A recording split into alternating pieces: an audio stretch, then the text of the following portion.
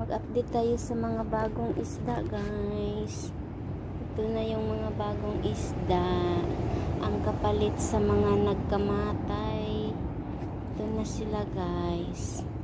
O diba, maliit sila, mga maliliit na ang isda ngayon. Wala na ang mga malaki, namatay na. Anmatay lang yapon ni sila, guys.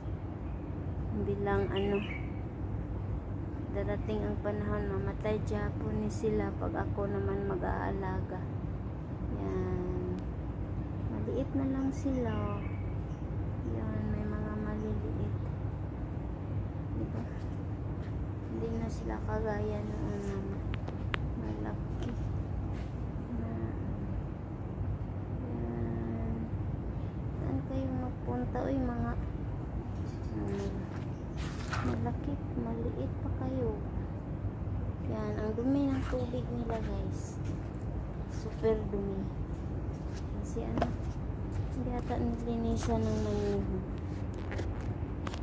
Yan. Yan sila. Yan ang update sa isda, guys. Diba? Mga dumi nila.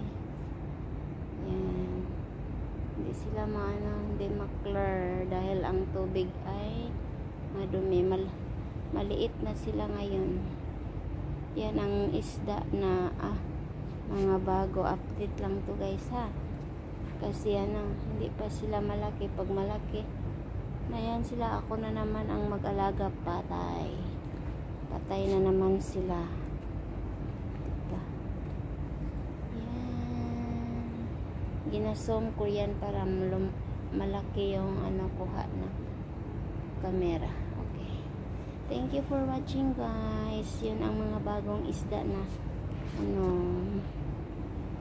update ko.